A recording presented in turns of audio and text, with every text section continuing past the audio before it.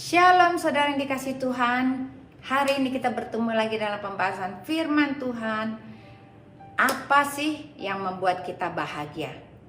Adakah engkau merasa bahagia hari ini? Atau engkau merasa sangat-sangat tidak bahagia? Kita mau tahu cara mendapatkan kebahagiaan itu seperti apa. Tapi sebelum saya membahas lebih dalam lagi, mari saya ajak kita berdoa terlebih dahulu. Kita berdoa.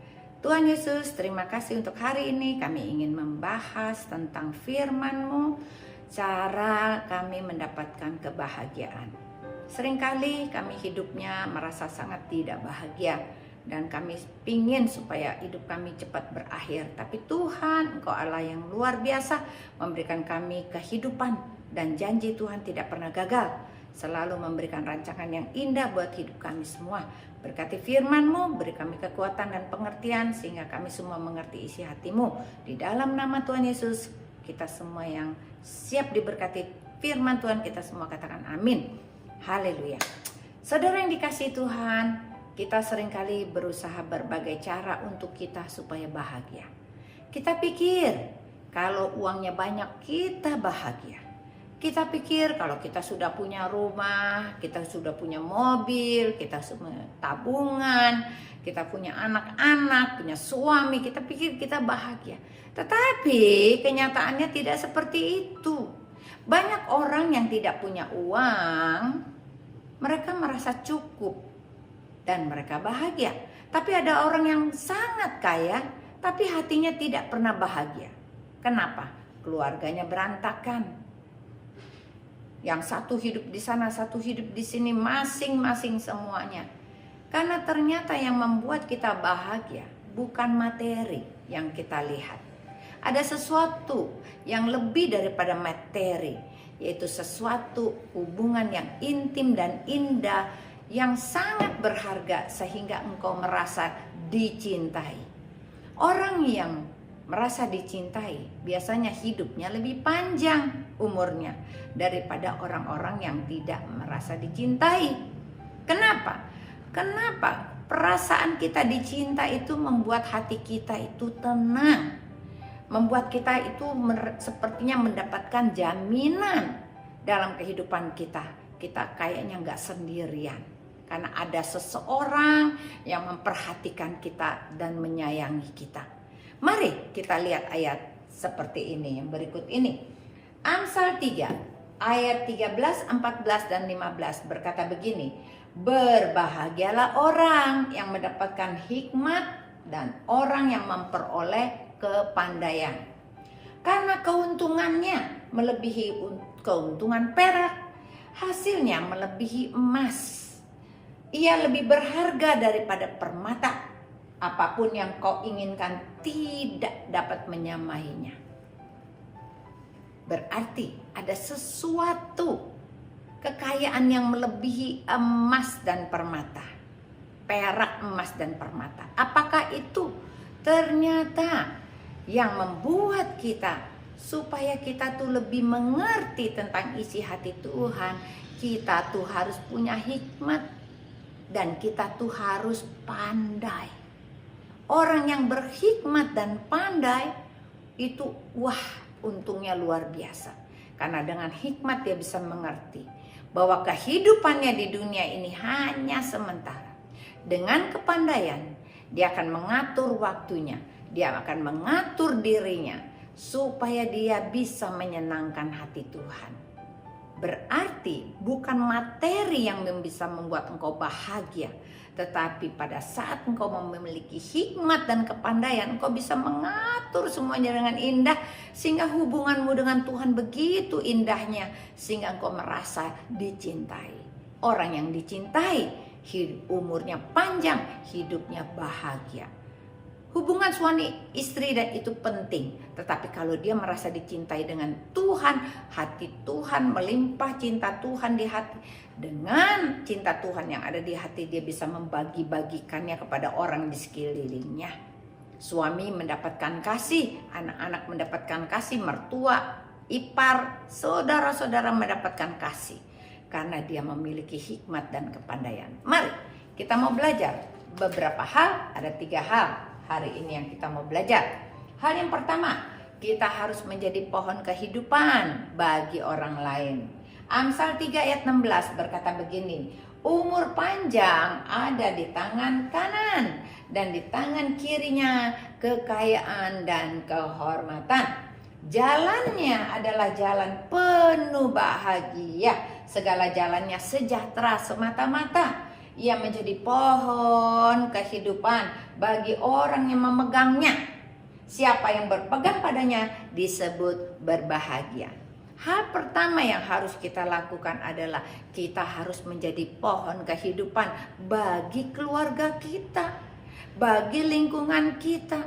Bagaimana kita bisa jadi pohon kehidupan sehingga orang-orang yang bernaung di bawah kita itu, yang di sayap kita itu, mereka pun ikut turut berbahagia. Berarti menjadi pohon kehidupan, kita memberikan rasa nyaman buat orang-orang yang ada di sekitar kita. Mungkin ada anak, mungkin ada suami, ada saudara yang mungkin mendalam masalah. Tetapi pada saat mereka berkonsultasi kepada kita, tiba-tiba mereka merasa terhibur hatinya, sehingga kita menaungi mereka dengan doa kita. Dan kita bawa dalam doa kita, kita sudah menjadi pohon kehidupan bagi mereka. Pada saat kita memperhatikan orang lain yang susah, pada saat kita peduli orang lain yang sakit, kita mengunjungi dia, kita sudah jadi pohon kehidupan. Pada saat kita menjadi penasehat bagi teman-teman kita, kita sudah jadi pohon kehidupan. Pada saat kita berbuat baik kepada mertua kita, pada ipar kita, kepada teman-teman sekantor kita, pada saat teman-teman pelayanan kita, kita sudah menjadi pohon kehidupan. Itu hal yang pertama yang harus terjadi dalam kehidupan kita, supaya orang yang menjadikan dirinya pohon kehidupan, hidupnya akan berbahagia. Karena umur panjang ada di dalam tangan kanan, di tangan kirinya kekayaan dan kehormatan. Orang-orang yang menjadi pohon kehidupan bagi orang lain, itu hidupnya diberkati. Hidupnya pasti diberkati Tuhan supaya dia bisa memberkati orang lain. Dan hidupnya juga panjang umurnya, karena dia hatinya selalu penuh dengan damai sejahtera dan sukacita. Bukankah hal ini yang paling berharga dalam hidup kita? Bukan uang, bukan harta benda, tetapi apa yang ada, kekayaan itu ada di hati kita. Kalau kita kaya, hati kita penuh dengan sukacita. Adakah yang bisa mengambil sukacita kita? Tidak ada. Kalau di dalam hati kita itu kaya dengan firman, adakah orang lain yang bisa mengambil kekayaan firman Tuhan dari hati kita? Tidak ada. Berarti tidak bisa ada yang ambil apa yang ada di dalam hati kita. Berarti itulah sumber kekayaan kita yang sejati, jikalau kita berpegang pada firman Tuhan. Hal yang kedua, apa yang membuat kita hidupnya bahagia? Kalau kita dicintai oleh Tuhan. Tadi saya sudah membahas sedikit bahwa orang yang dicintai umurnya panjang. Orang yang merasa dicintai hidupnya merasa full. Dan dia bisa membagi cintanya lagi kepada orang lain. Mari kita lihat ayatnya. Mazmur 127 ayat 2. Sia-sialah kamu bangun pagi-pagi dan duduk-duduk sampai jauh malam, dan makan roti yang diperoleh dengan susah payah, sebab ia memberikannya kepada yang dicintainya pada saat waktu ia tidur. Berarti orang yang mengasihi dan dikasihi Tuhan, itu hidupnya pasti diberkati. Pada saat dia tidur, Tuhan memberkati dia. Susah-susah kalau dia bangun pagi-pagi cari makan, tapi nggak bisa dapat berkat. Tapi orang yang dicintai diberkati saat lagi tidur. Bukankah engkau istimewa di mata Tuhan? Orang-orang yang merasa dicintai oleh Tuhan adalah orang-orang yang beruntung dan paling bahagia. Lagi kita lihat ayatnya. Mazmur 4 ayat 8 berkata begini. Engkau telah memberikan sukacita kepadaku lebih banyak daripada mereka ketika mereka kelimpahan gandum dan anggur. Dengan tenteram aku mau membaringkan diri lalu segera tidur, sebab hanya Engkaulah ya Tuhan membiarkan aku diam dengan aman. Orang yang dicintai Tuhan tidurnya nyenyak. Orang yang dicintai Tuhan perasaannya aman. Orang yang dicintai oleh Tuhan selalu merasa dirinya selalu terlindung dengan sempurna. Itu yang terjadi. Tuhan berkata, barang siapa mengasihi Tuhan, maka Tuhan akan mengasihi dia lebih lagi. Karena kasihnya Tuhan itu tidak terbatas. Hari ini kita harus belajar bahwa kita harus menyerahkan seluruh hati kita untuk kita menjadi orang-orang yang bahagia, yaitu kita benar-benar memegang firman Tuhan setiap hari. Kita harus menjadi pohon kehidupan bagi orang lain, dan kita harus merasa diri kita dicintai oleh Tuhan. Maka yang terjadi, engkau akan menjadi mendapatkan berkat yang berlimpah-limpah, dan engkau menyalurkan berkat itu kepada orang-orang lain yang ada di sekitarmu. Orang-orang yang dekat dengan engkau, mereka juga turut merasakan sukacitamu. Karena engkau disayang oleh Tuhan, engkau bisa sayang orang lain. Hal yang ketiga, bermurah hati. Amsal 11 ayat 24 berkata begini, ada yang menyebar harta tetapi bertambah kaya, tetapi ada yang menghemat secara luar biasa namun selalu kekurangan. Siapa banyak memberi berkat, diberi kelimpahan. Siapa memberi minum, ia sendiri diberi minum. Siapa menahan gandum, ia dikutuki orang. Tetapi berkat turun di atas kepada orang yang menjual gandum. Berarti pada saat kita ingin berbahagia, kita memiliki hati bermurah hati kepada orang lain. Kita tidak pernah menahan berkat bagi orang-orang yang memerlukan pertolongan kita. Jangan sekali-kali kita berkata kepada orang yang minta bantuan kepada kita, oh datang lagi nanti, saya saat ini tidak ada. Padahal engkau sudah memilikinya, engkau bisa memberikan itu kepada dia. Hal ini terjadi kalau hati kita merasa miskin, maka semua apapun juga kita tetap merasa kita nggak pernah cukup. Tapi orang yang bermurah hati karena hatinya itu kaya. Orang yang kaya itu hatinya selalu gembira, lebih daripada dia mengalami panen raya. Karena dia merasa tiap hari aku diberkati, aku diberkati. Karena aku diberkati, aku ingin bermurah hati kepada orang-orang yang ada di sekitar aku. Supaya mereka pun merasakan sukacita yang aku rasakan. Nah, inilah yang membuat orang-orang di sekitarmu merasa bahagia. Jikalau engkau banyak-banyak memberikan perhatian, memberikan cinta kasih, memberikan pelayanan, memberikan semua penghiburan buat orang-orang yang ada di sekitarmu, maka Tuhan akan membalas kepadamu. Tuhan tadi katakan ada kekayaan, ada umur panjang di tangan kanan, kekayaan dan kehormatan tangan kiri.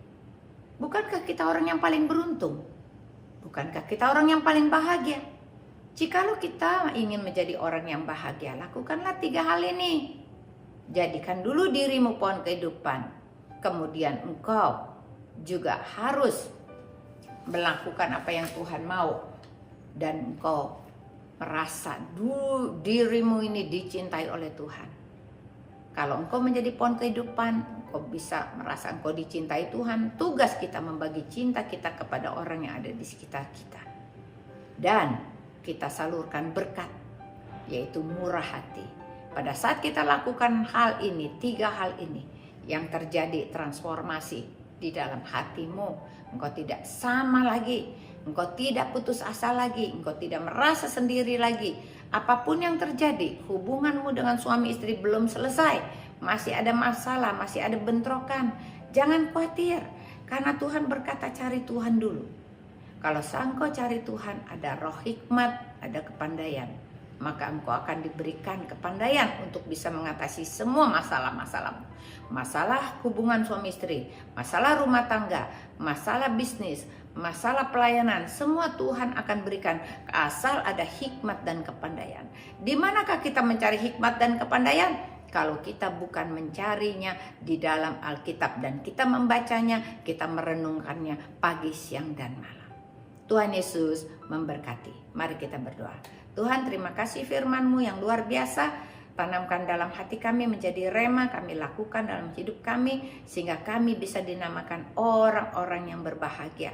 Kebahagiaan tidak bisa dibeli dengan uang, kebahagiaan tidak dijual di mana-mana. Kebahagiaan itu ada di hati kami yang tidak bisa direbut oleh iblis. Rasa damai, sejahtera, sukacita surgawi tidak pernah bisa diambil dan tidak bisa dicuri oleh iblis. Terima kasih Tuhan, meteraikan dengan kuasa darah anak domba Allah menjadi berkat buat hidup kami semua. Dalam nama Yesus, kita semua yang percaya dan diberkati semua katakan amin.